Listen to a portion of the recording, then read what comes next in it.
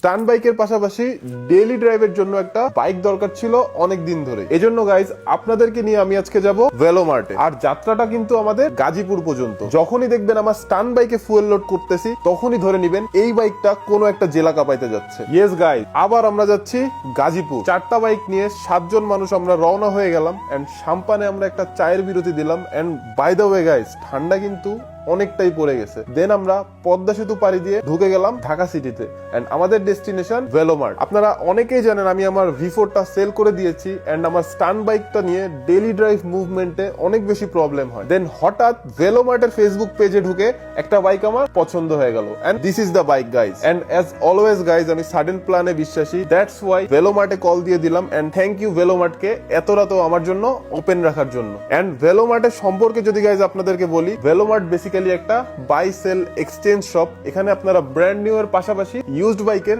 Huge একটা collection পেয়ে যাবেন। স্টান্ট শো এর জন্য আমার কমফোর্টেবল এক জোড়া স্নিকার্স দরকার ছিল, এজন্য এটা আমি আগে থেকেই শুলেসেসে অর্ডার করে রেখেছিলাম।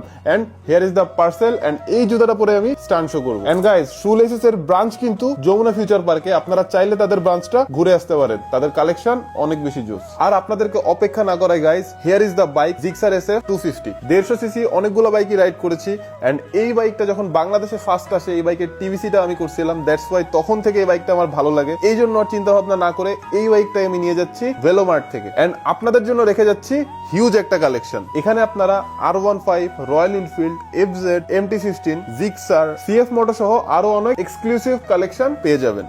ভেলোমার্টের লোকেশন হলো মিরপুর 1 ঈদগাহ মাঠের ঠিক পাশেই। বাইকটা ডেলিভারি নিতে আমাদের রাত 1টা বেজে গিয়েছিল। দেন আমরা বেশি সময় নষ্ট না করে বাইকটা নিয়ে বের হয়ে গেলাম এন্ড সোজা চলে গেলাম পেট্রোল পাম্পে।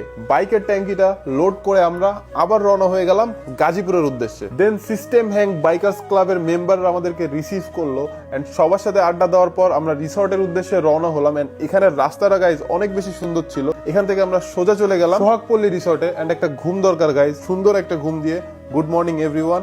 এন্ড ঘুম থেকে ওঠার পর আমরা সবাই একসাথে রেডি হয়ে সাথে গাজীপুরের ভাই ব্রাদার নিয়ে আমরা বের হয়ে গেলাম লাঞ্চ করার জন্য। সবার আগে আমরা লাঞ্চ শেষ করলাম। দেন আমরা চলে গেলাম আমাদের স্টান্ট গ্রাউন্ডে, যেখানে আগামীকালকে অর্থাৎ 21 তারিখে মারাত্মক একটা স্টান্ট শো অ্যারেঞ্জ করছে সিস্টেম হ্যাং বাইকার। তো গাজীপুরবাসী মোস্ট ওয়েলকাম এভরিওয়ান। কালকে ইনশাআল্লাহ গাজীপুরের ভাই ব্রাদার যারা আছেন সবাই আসবেন এন্ড গাজীপুরের মাটি আমরা একসাথে কাঁপাবো। গ্রাউন্ডে সবার সাথে দেখা করে আমরা বের হয়ে গেলাম চা আর পোড়া রুটি খাওয়ার জন্য সুন্দর একটা প্লেসে।